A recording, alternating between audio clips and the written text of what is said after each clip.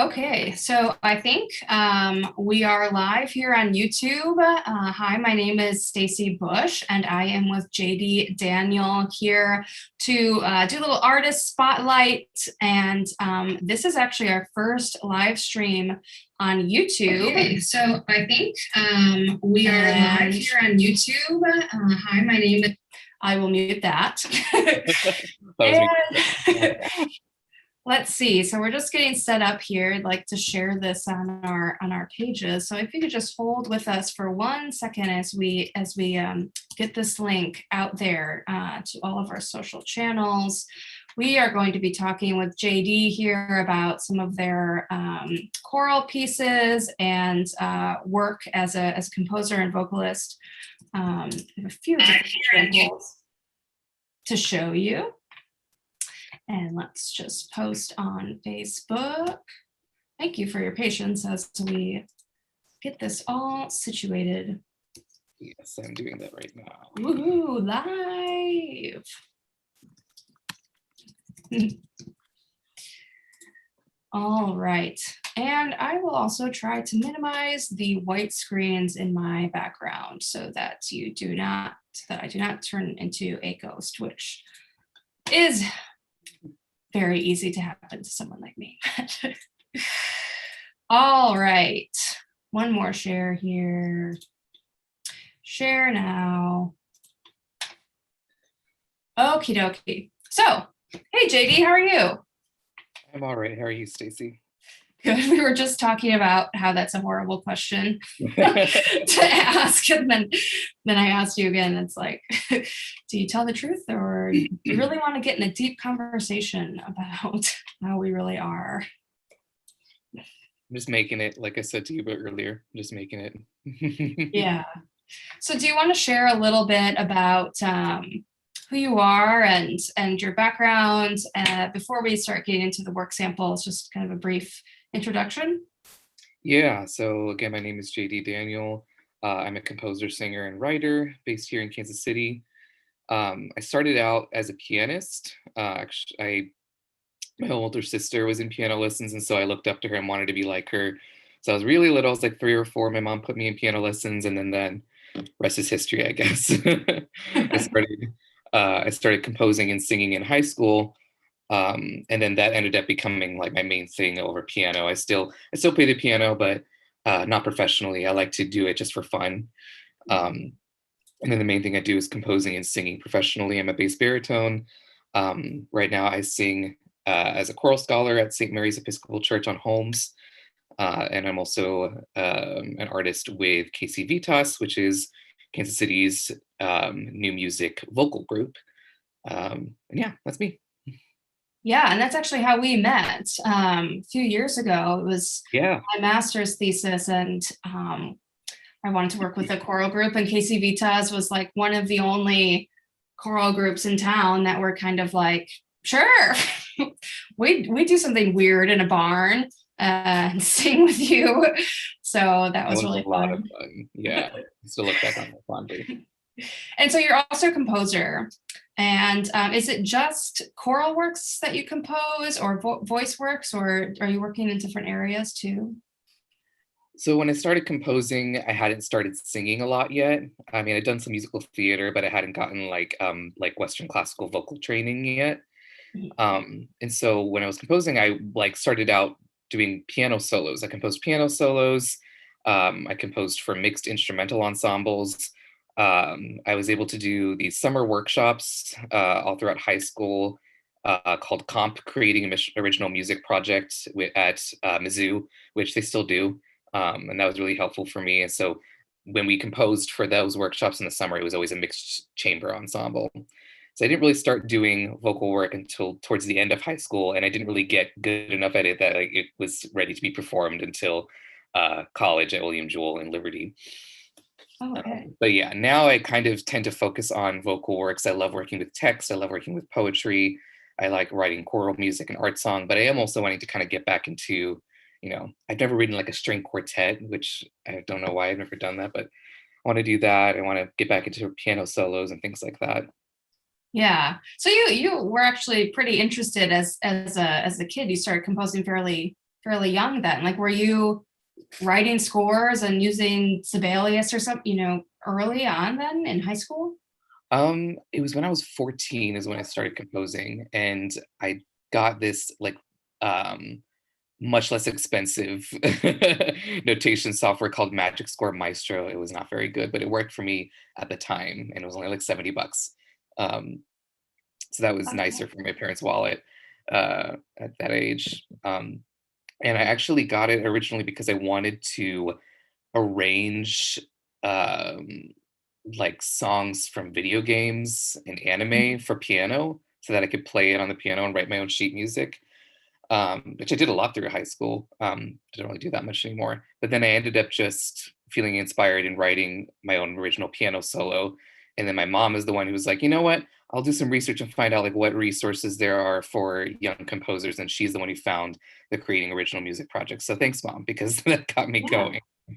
Wow, yeah, that's cool. It's similar. Like, I was always interested in music, but it wasn't what I did or even knew that you could do that. And but yeah, in eighth grade, I got really into film scores Ooh, and just started, immersing myself. That was like in the age where you could like download just like tons and tons of free music and like we can't really do that anymore, but I would just download massive amounts of these giant film scores and listen to them. And I kind of, there was a piano in the house and I loved the piano, but again didn't take lessons for very long. And so it was fascinating to me. And music was always like a world that I loved going into, and it felt really like a magical place from those film scores and stuff. But yeah, I did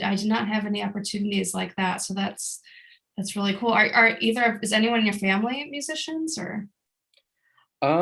so my sister did piano through college because she had a piano scholarship, and now she's like a doctor and very busy, so she doesn't really play much anymore. And then my dad also grew up having piano lessons. Of course, he grew up in India, and they have like some like I think like British like Royal Academy like music stuff that happens there, and teachers from that program do teaching there. He told me that he kind of like started to not practice enough when as he got older. So after like 18, he stopped. Um, so I'm the one who's kind of continued. Oh, your sister. You said that. Oh, your sister. She didn't pursue, not a doctorate in music. No, she's like an actual doctor now. Oh, I was like, well, actually your sister got very far. Okay, a doctor, actual. Medical doctor, yeah. Okay, yeah, yeah, that's really interesting. I mean, I also have an older brother who started to take piano lessons when we were kids, and I was too young to take it, and I like wanted to so badly. And yeah, that's a first memory of the piano that I have too. My brother getting to practice and to play, and um, he didn't last very long either. But that's how I got into it too. So let's talk a little bit about. We're going to show two work samples here today. One is a solo piece that you have composed yourself, and one is a choral piece that you sang at William and Jewell with their choir. And Yeah, that was so, also my piece actually. oh, that was also okay. You composed both pieces. Yeah. Okay, great. So this first piece here, let's talk a little bit about that. So I know we want to get into text setting and how that process is. Do you want to talk a little bit about the inspiration for the piece and how you chose this text? Yeah, so story behind this is a little interesting in that it's my first art song, and I wrote it in like a couple days because I was running up against a deadline to apply for a summer workshop called Art Song Lab, which is based in Vancouver. And that is all about being paired, composers and poets being paired together to make new art song. Um, I really wanted to do it. I had met the director and he had recommended that I apply. And I didn't realize what the deadline, I thought I had more time. Then I saw the deadline and I was like, I need to submit, in my application, I should probably submit at least one art song and not just choral pieces. So I wrote this really quickly at the piano. And the poem is a Walt Whitman text. It's one of his Calamus poems, which are considered like his poems where he most explicitly um, expressed his queerness and his love for other men. Of course, we don't know exactly how he may have identified, but you know, he was definitely not straight, and I'm definitely not straight. So, I of course identified with that. And I'd been wanting to write music that was queer, like you know, very like loudly queer. And so I wrote this kind of for myself to sing, because me singing it would make it queer, because I'm singing about love for men, and I kind of latched onto this idea in the poem. And the poem is not heat flames up and consumes, which is just the first line of it. I don't know if it has an actual title. Um, and I latched onto this idea of the way that these two lovers are being depicted, and how the way that the love itself was being um, explained, as it were. And that in some parts of the text, it was like this racing, you know, fast heartbeat, burning type of love. But then there was also softness and lightness, lines like love being wafted through the air. And I felt like that softness and lightness is the type of thing that we don't traditionally associate with masculinity. And so to have a poem that was, you know, a song that you know, is about masculinity and about men in love with each other, to explore those different types of love and show that range, was really interesting to me. And that kind of directed my text settings. So where you'll hear like these sections where the piano is repeating these chords and slowly getting faster and faster and faster and faster. And it's like this racing heartbeat. And then there are sections of calmness, and the end is very calm and serene. Um, the vocal lines are very angular, because that's how I tend to write. It ends up being very expressive in context. So yeah, that's the inspiration for this piece. Cool. Yeah, I think we can get into, you know, you touched on a lot of different topics there. So I think we can get into that maybe after we take a listen to this. Sure. So this is, so your title for the piece is different than the poem title then. So this piece is titled His Love Whom I Love. And let me cue that up. So we hope you enjoy.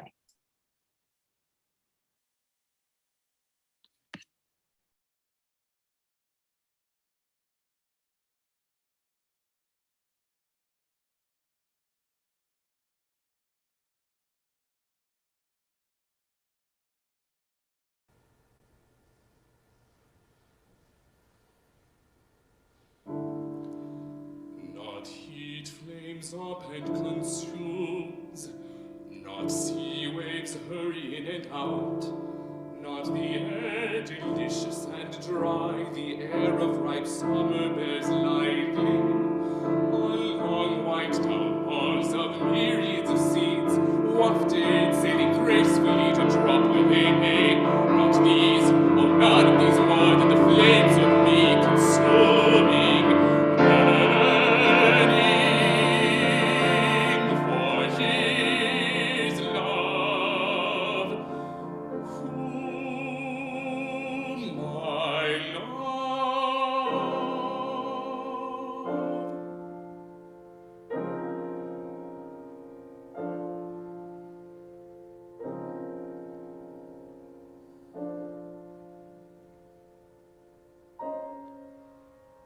Oh, none more than I hurry in and out. Does the tide hurry, seeking something and never give up? Oh, I the same. Oh, no downpours, no perfumes, nor the high rain-emitting clouds are borne through the open air, any more than my soul is borne through the open air.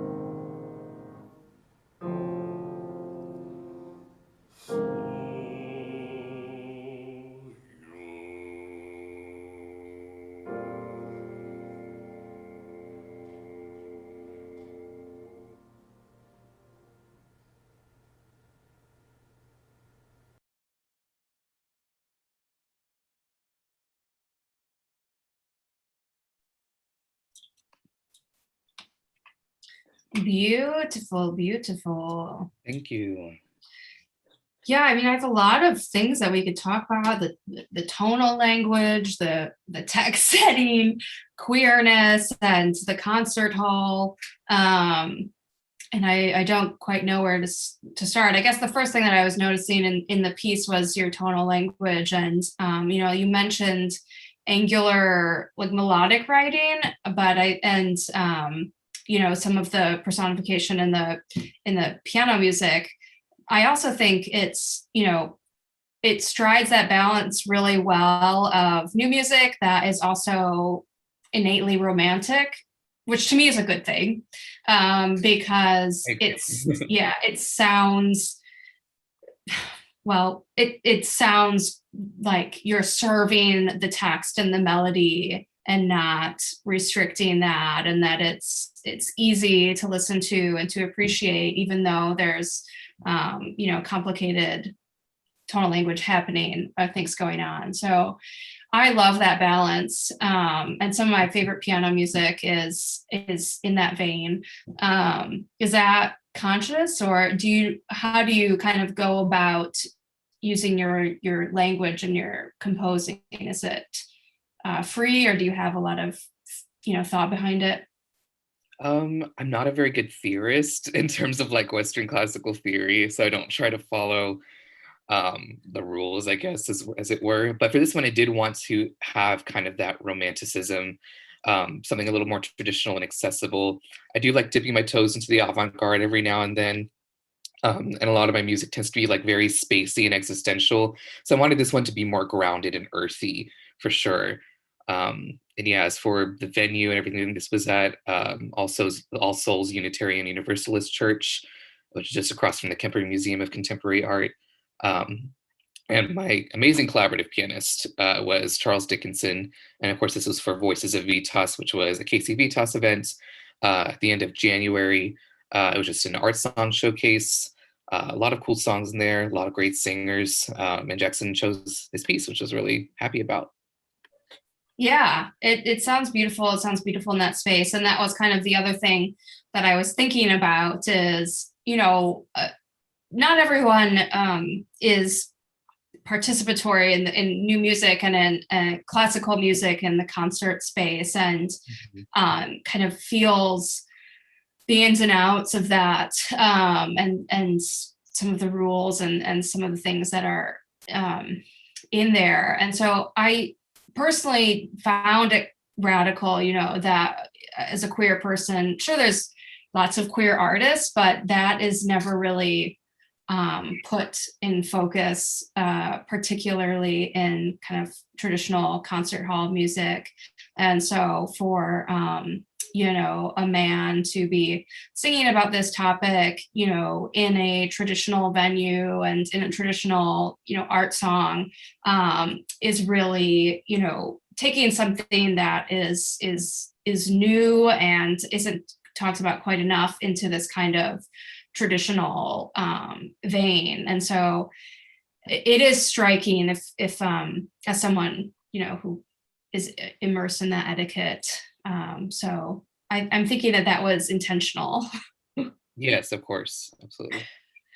Do you want to talk about queerness at all in your experiences? And I know personally that we've had conversations about music school or concert hall experiences and some of the kind of restrictive environments in that.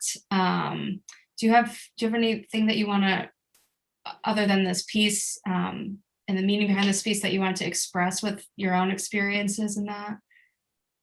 Yeah. Oh, that's such a good topic. I'd say that for me, since I do also identify as a man, but my identity is also more complicated than just man. And so that's kind of made it difficult for me to find a place in opera. And I'm trained in opera because I'm trained in Western classical singing. So that comes with operatic training. And I know that I have an operatic voice and I'm capable of singing opera. There's not a very good place for me because, of course, there is gender fuckery in opera because you can find the gender fuckery in so many traditional quote unquote art forms. But for people assigned male at birth to present male and would be assigned male characters because of voice type, and always a deep voice like mine, like a bass baritone voice, is always going to be a male character. There's not a lot of gender fluidity on the stage um, in terms of opera, and so I was trained in that, I don't identify a lot with opera, and that's why I'm kind of scared of writing an opera. If I would write an opera, I would want it to be, contemporary and challenging these norms. I had a joke with two of my friends from undergrad, Kara Ellman and Alex Rizal, who are both queer and a soprano and a mezzo soprano.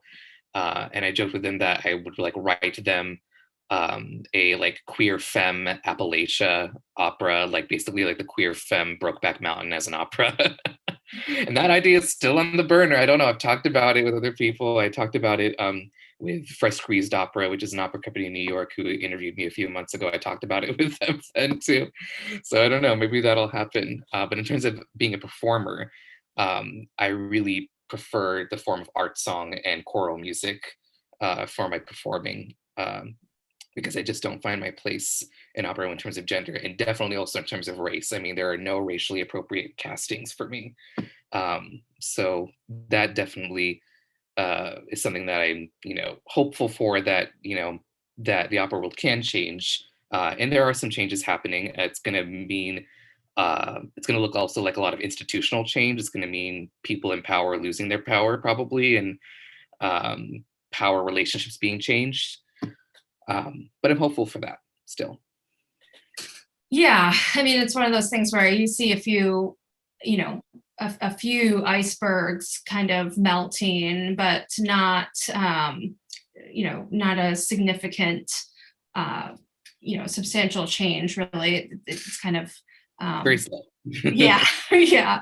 And actually, I didn't even think about that from your perspective as at the time, because I was thinking about the text and your story about Whitman and this poem reflecting a gay man love. And of course, your identity is even broader than that. And I was going to ask about, you were talking about the lightness and the softer qualities of love.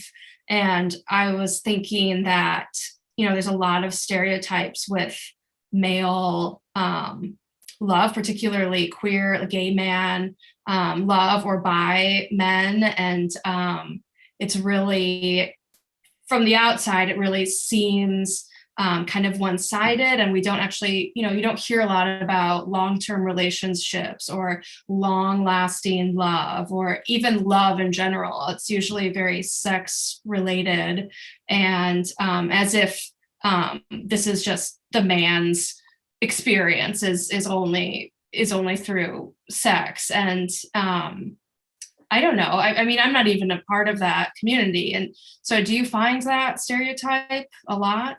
No, yeah, no, you're speaking a lot of truth to the point here, because there's all this leftover stigma from the AIDS crisis about queer men being nymphomaniac disease spreaders, right? And that stigma still exists. And this idea that gay male relationships are either like two very feminine men who are not sexual with each other, or are just very delicate, to protect them, or two very, very masculine men who are like sex crazed or whatever. And first of all, either of those situations are valid as they are. But also there's so much more. There's all like, our relationships are just as nuanced as anybody else's, right? And so that is kind of what I like about this art song. And I don't think I put this much thought into it at the time, but I like what this has turned into, over its performances. This was its second performance, and getting people's different takes and thinking more about the topic. Like, I think that it shows that range, especially shows that range of expression through pacing. Like pacing is very important to me. Like, the parts where it's getting really faster and then it dissipates and it's slower, and the piano texture changing the pacing of the piece kind of changes what type of love is being expressed. So yeah, I really like that about the piece. Yeah, that's a huge topic, and I feel that as some, identify as a bi woman, and there's so much stigma even in just surrounding that. And one thing that really irritates me about queer communities is that like we still have this kind of drive to compartmentalize and put everything into only one box, and stereotypes are even sometimes more firmly held inside the community than outside. And I just, it doesn't seem to be truthful or really helping anybody. And so anyway, I've noticed that in gay men community as well. Okay, so let's talk a little bit about this next piece that we're going to show, which, so we've selected two pieces that JD has composed both of. One is a solo work, and this one is now a choral work. And so we're kind of showing this to talk about those differences. Do you have any first thoughts about, now writing for a choral piece? And this is SATB, is that right? Yeah, it's mixed choir with a Yeah. couple soloists. Yeah, so this piece is really special to me. It's the last like big mixed choral piece that I wrote, and I haven't really written anything like that in a while now. And so it's another thing I want to get back to is just writing straight up choral pieces. Mhm. But this piece I wrote while I was studying abroad at the University of Oxford, my junior year of college. And that was like a very dark time for me. I don't do well with change, and I don't do well being in a different culture and being far away from home. And I was far away from my support network. I was dealing with undiagnosed mental illness, and just not coping with it well. Um, but this was one of the like shining gems that came out of that year for me. And it was just spending hours and hours and hours in a practice room in the music building, which was like a 20-minute walk away from my dorm. And they had nice pianos there and like nice soundproofing and everything. It was really nice. Anyway, and it was just something to, I just wanted to use a short text, and I really wanted to play with the text because I often find myself using really long texts and having to get through a lot of text. So I decided I wanted to go something that's very brief and then working with that text in weird ways, kind of. So there's a lot of text deconstruction you're going to hear here.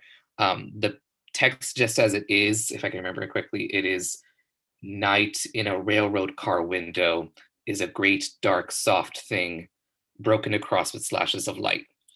Um, it's a Carl Sandburg poem, and it's just those three lines. It's very simple, but I felt like the way that the simple word choice and the way that was divided into those three lines felt so evocative. Like there is so much to read between the lines. There's so much situationality and expression that you can get here by combining different words and different combinations, different moods that you can create, different imagery that you can create around this railroad car at nighttime. Um, so you'll hear kind of a motif of uh, a train getting started, and the steam and the railroad tracks. And then you'll also just hear a legato section in the middle that just delivers the text just as it is. And then on either side of that is all the deconstruction. Um, so it was really special to me when Dr. Tony Maglione, who is the choral director at William Jewell, decided to program this. He programmed my piece and the other senior composer's piece at the time, Megan Recker. Her piece Storm got programmed as well. And this concert was our end of school year concert. It was right after I walked at graduation. So it was my last time singing with this group. It was like my choir family. I really love singing with them. And we put on this concert and recorded an album of all American music. And so it included a lot of new music and the student music as well. So yeah, this is just recording from that concert at Southminster Presbyterian Church. Okay, great. And this is called Night's Light. So Yeah. we'll talk a little bit more about this piece after we show it. So please enjoy.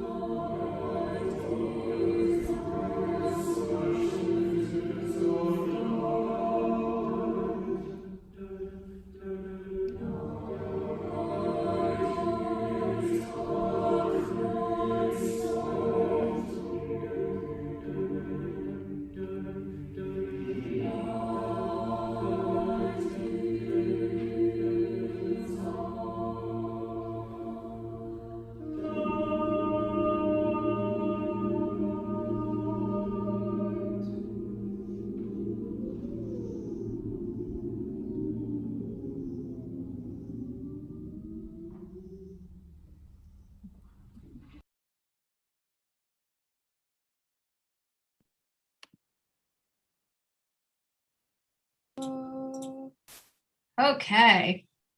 Wow. So that one, you really got it right with that one. I compositionally, I don't know as a composer, but like it's it's just really well done. And all the things that you're doing, all the different textures that you are using, and the way that you're using kind of nonverbal techniques, and the way that it's paced out. I think it's also like, it seems like you knew that group quite well. And I think that really showed, because they really did a good job with it. And I don't know, it just felt like there was a lot of trust there. And I think that's always like really important when a collaboration, when and respect and understand, the people that you're writing for. I think that really makes a huge difference. And I felt like I could tell that in this piece. Yeah, that's part of what made it so special for me, because I was singing this with my friends and they all believed in it and they all worked really hard. The soloists were soprano Kara Elman and tenor Spencer Rui, and of course the conductor was Tony Maglione, and everybody just did such a good treatment of it, and it came out really well. Uh, Yeah, nostalgic about it. Yeah, it's interesting, like, with composing and music, and, like some pieces are written well, a lot of pieces are written well, or are good pieces, but there's just like kind of like a rightness that is either a yes or a no sometimes about pieces and the way that they're performed. I find this in my work, like that only happens sometimes. And it's kind of like when you have those pieces just kind of all fit so perfectly together, and it's really unique, and like those are the best types of pieces to be a part of. So congratulations with that. Thank you. Through that, I forgot everything that we were going to talk about. So, gosh, I was going to talk more about opera, but then we were listening to this piece. Help me out. Can you start talking about a little bit more about this piece and what you found really special about it? Yeah, so like I was explaining, you can hear in the beginning, it's kind of like the sound of a train starting, especially when the basses come in with their nonverbal motif, the din din din din din din din din. And then, some of the text becomes a little unclear in that fast section, which is sort of intentional. It's supposed to sound kind of cacophonic, but you can hear sometimes the altos coming in with, where it's like broken across, and then you hear sopranos saying window slashes. So it creates this like kind of macabre picture almost, and this is just taking different words in the poem and just smashing them together in different ways. So it makes it sound like, okay, maybe there's something wrong with the railroad car. Maybe we're about to crash somewhere or something like that. And then it all kind of dismantles and then turns into this legato section where it's just saying, here's this one moment. In a railroad car window, the night sky looks like this, just plainly stating it looks like this. And then the rest of the piece kind of starts to muddle together and becomes very ethereal, and kind of, like I was saying earlier, I tend to write stuff that's very spacey and existential. And that's kind of where the last part of the piece goes. And the text is deconstructed again, and now we're talking about how night and light kind of merge together as one thing. And then the slides at the end of the piece where the soloists kind of hold out their octave, and then everyone else kind of dissipates. So now you wonder, what was this moment of existence that we just had together? I like one of my collaborators in the past for a different art song, Irina Rakhilkina, who's a Russian Canadian poet who wrote the text for my art song, Universe is Trying to Tell Me Something, but It's Mute. Our goal with that piece that we decided was that we wanted to feel like some type of experience that you get sucked into, and then it lets you go at the end, and you don't realize what happened, but you know that you're changed in some way. Is that kind of is the philosophy behind a lot of what I write, is that you're experiencing some type of existence. In this case, a very momentary existence. You're talking about this one moment of looking outside a railroad car window, but then you go into this experience that's expanded beyond that one moment and then come out of it changed. And then you're just left with the questions to ask yourself about what exactly that means. Yeah. And I always find that so interesting. And one of the great things about music is that it's time-based. It's a time-based art form. So it in itself is an experience, it starts and it ends. And I always find, similar thoughts when about experiences and about portraying them and describing them and translating that into something that is also a time-based experience, which is really fascinating. I remembered, so I don't like to work with text I don't like to work with other people's text at all. I find it very difficult to do what you are describing, which is to be able to sculpt with the text that you have and to play with it and mold it and take it apart and put it back together. And I find that really not very intuitive with other people's texts, and I usually have to use my own. Do you ever, but it seems that you prefer working with others' text. Yeah, I mean, I have dabbled in poetry myself, and I have written music using my own text before, but I do really like, because I'm not very confident in my skills as a poet. I like finding other people's work that's, in the public domain, so I kind of have the freedom to mess with it the way that I want. Or I really enjoy the, two-way collaborative process with a living poet and creating something new. Both times I've done that, the text was specifically created for the song. And so that in itself was able to be a collaboration rather than like, oh, here's a poem that I've already written, take it and do what you want with it. It was more like, okay, what do we want to create together? And then I had say in the process of the poetry, and then they had say in how the poetry was set. And so I really enjoy that process, and then getting to, because then you learn from somebody else's creativity, I think. So yeah, I really do enjoy working with other people's texts when it's like that.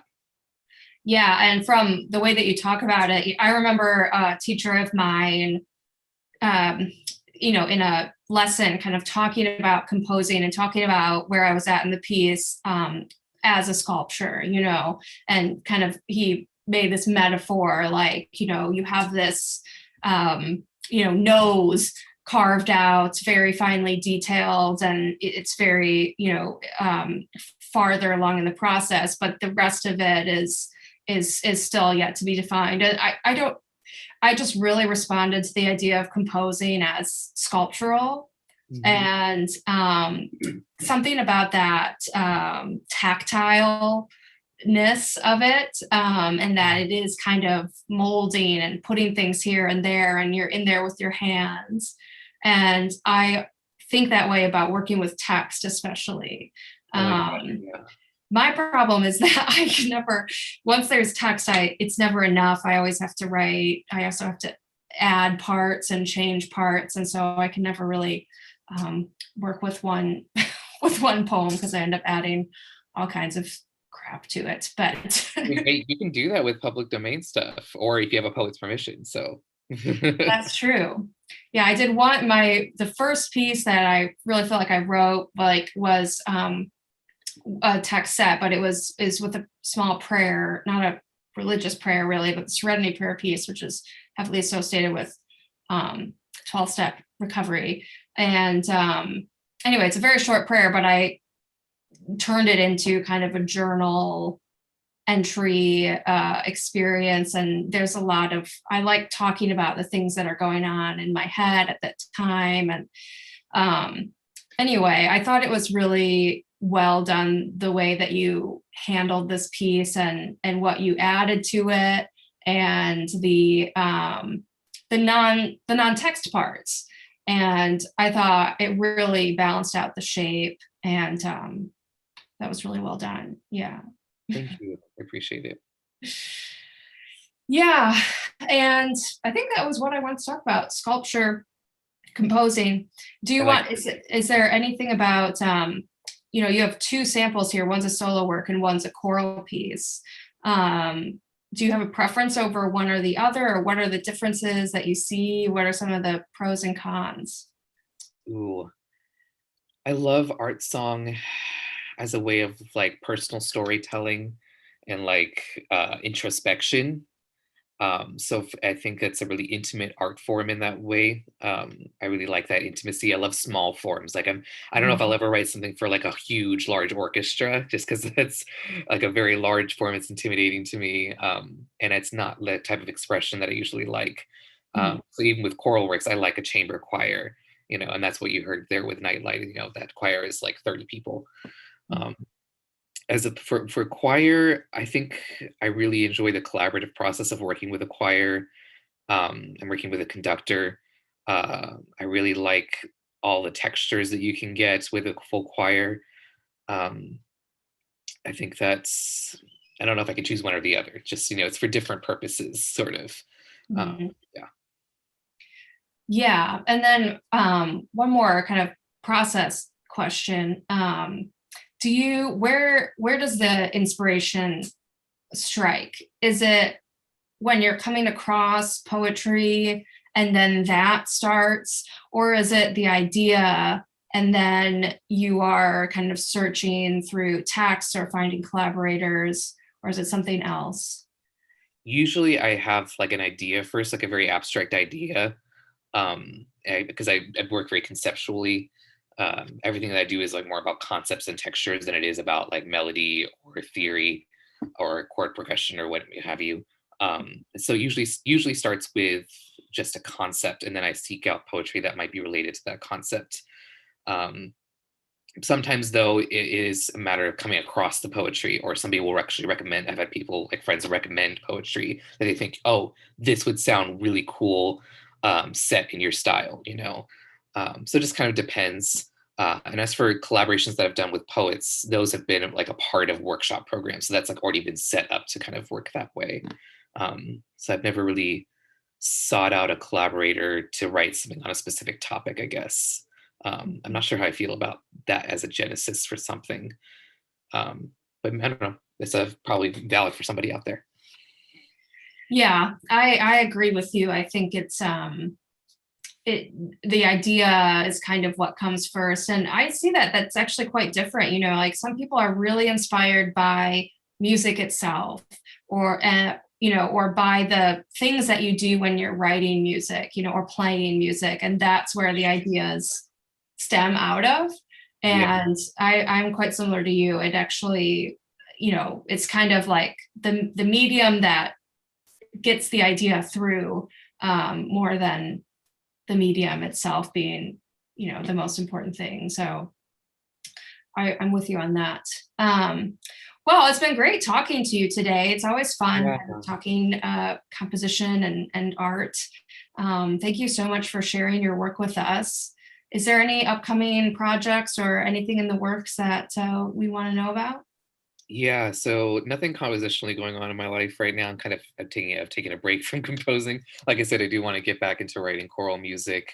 I want to write a string quartet. I want to write piano solos, all in due time. Right now, I'm focused on my singing. So you'll be able to hear me with the AGO Schola Cantorum for Bach-a-thon in beginning of May, I think, is when the performance for that is. I should know. I should check my calendar. Rehearsals for that start soon. Rehearsals for that start in May or in April. And then I know in May and at the end of May, Casey Vitas will be back with another event. We will be premiering a large 40-minute work. Don't want to spoil anything too much about it yet. It's going to be really cool, though. It does have some queer themes, so kind of ties all full circle into what we were talking about today. So yeah, definitely catch me in those two things. Okay, great. And JD is also a board member of No Divide KC, and we are so happy to have them and everything that you bring. It's been really fun talking to you. So this is going to be our platform for our Artist Spotlight and our Hot Dish episodes now on YouTube. Thank you all for coming, and we hope to see you. If you haven't subscribed, please just, hit that bell button or whatever it is. And we'd like to keep these conversations going. So thanks so much, JD, and we'll see you all next time.